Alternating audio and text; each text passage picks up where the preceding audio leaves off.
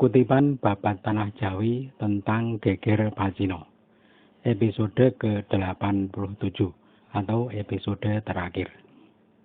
Sang Raja mengangkat Patih Pringgoloyo dan Patih Sindurejo. Rombongan Sang Raja yang menjemput Tuan Komisaris sudah sampai di Banyudono. Namun rombongan Tuan Komisaris belum tampak sama sekali. Kapten Hohondop menyarankan agar Sang Raja menuju kebun raja.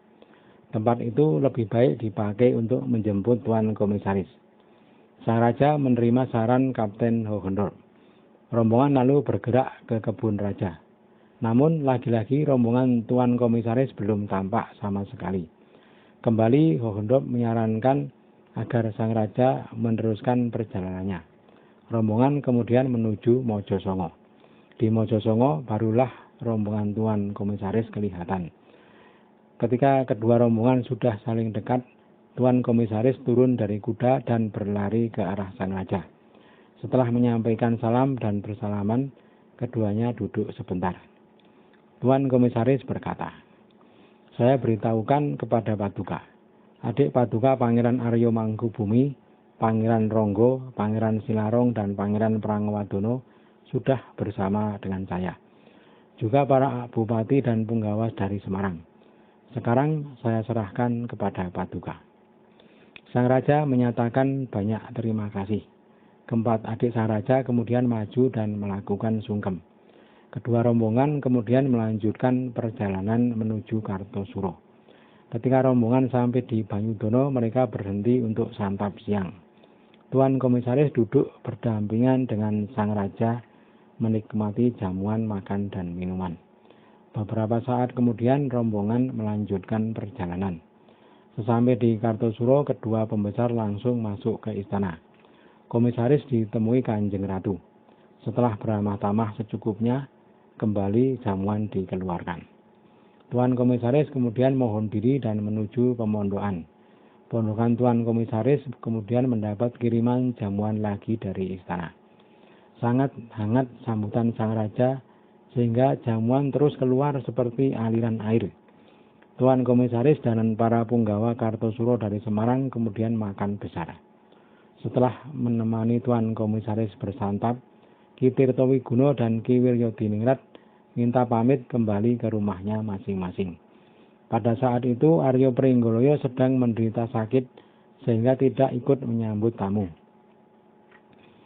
Karena istana sedang punya hajat melakukan perundingan, Hohondop menyarankan agar Sang Raja mengangkat patih.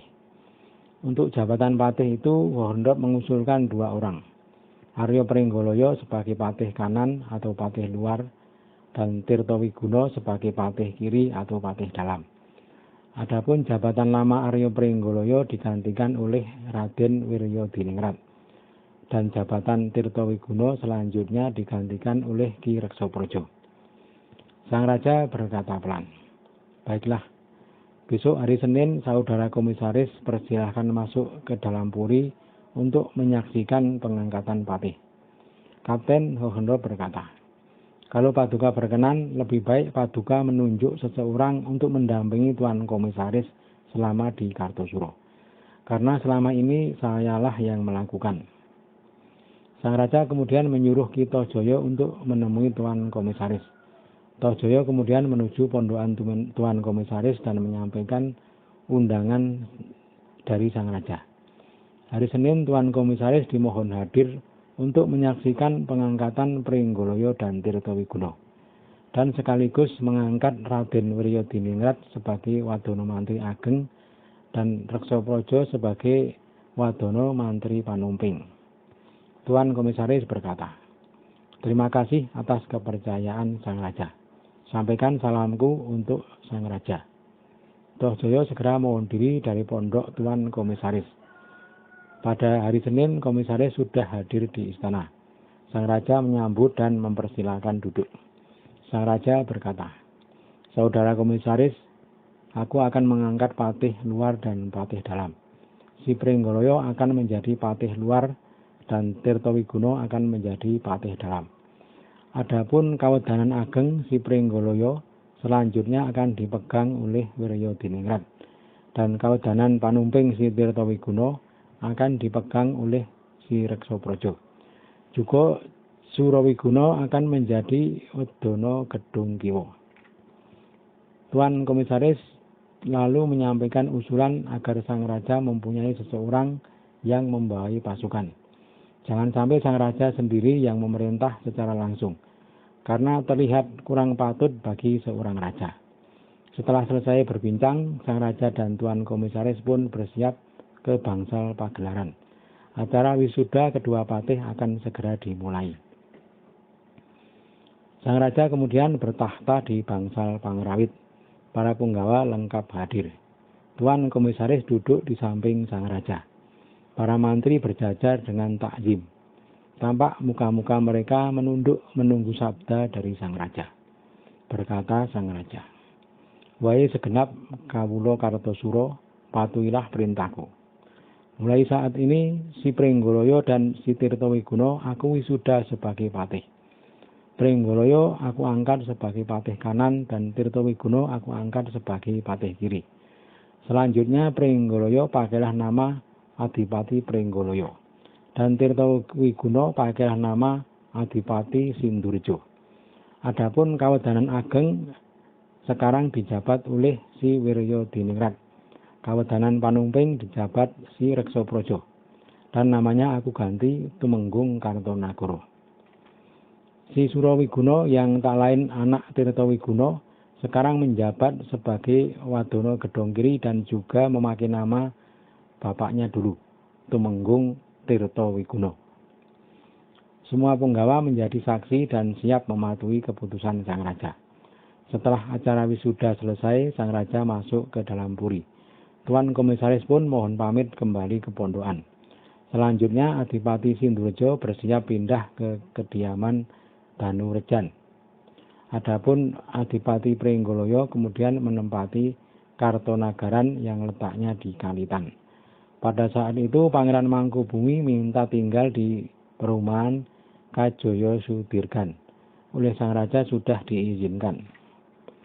Setelah serangkaian acara di Kartosuro, Tuan Komisaris Prisel berencana menemui sang raja untuk bicara kesepakatan baru. Komisaris Prisel sudah mengajukan waktu untuk bertemu. Sang raja pun sudah mempersiapkan segala keperluan. Setelah semua siap, Komisaris Prisel dipanggil menghadap. Tempat pertemuan adalah di Kebun Agung. Pada waktu yang telah ditentukan, Komisaris dan sang raja telah hadir. Jamuan segera dikeluarkan. Kedua patih sudah bersiap di dekat sang raja. Para kerabat pun turut hadir. Pangeran Ngabei dan Pangeran Buminoto berada di depan, duduk bersama para ubsir. Adapun kedua patih duduk takzim di lantai. Komisaris Prisel berkata, "Kedatangan saya hendak membuat perjanjian baru setelah berlalunya perang yang dikomandani pasukan Kumpeni. Juga setelah Kumpeni memberi maaf kepada sang raja atas perkenan Tuan Gubernur Jenderal yang telah disetujui Dewan Hindia. Adapun semua kesalahan sang raja dahulu telah dihapuskan. Juga kesalahan Kumpeni terhadap orang Jawa. Semua sudah dihapus. Kumpeni tidak akan mengubah perjanjian terdahulu antara Sunan Pakubuwono I di Semarang yang diteruskan kepada para putra. Kumpeni tidak akan mengubah kedudukan sang raja beserta keturunannya." Pihak Kumpeni lalu meminta perjanjian baru yang dibuat antara Komisaris Prisel dan sang raja. Dalam perjanjian disebutkan bahwa Kumpeni meminta hak pengelolaan tanah pesisir. Sang raja telah mengabulkan permintaan Kumpeni tersebut. Namun besarnya kompensasi atau sewa tanah pesisir belum ditentukan. Setelah Komisaris dan sang raja sepakat, maka Komisaris pun mohon diri. Komisaris lalu keluar dari istana dan kembali ke pondokannya. Komisaris kemudian menyusun isi perjanjian dan mengajukan draft secara tertulis kepada sang raja. Setelah surat perjanjian ditandatangani Komisaris, lalu berpamitan kembali ke Semarang.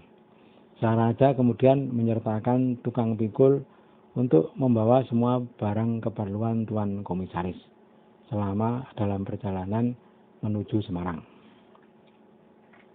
Demikianlah geger Pacino telah teratasi. Sang Raja Pakubuwono II telah kembali bertakhta sepenuhnya di Keraton Kartosuro. Namun kembalinya sang raja harus ditebus dengan penyerahan pengelolaan tanah pesisir utara kepada Kompeni Belanda.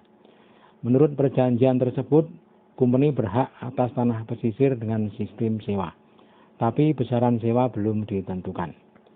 Kelak perselisihan atas besaran sewa tanah ini akan memicu perang besar sesama darah Mataram yang disebut Perang Suksesi Jawa III.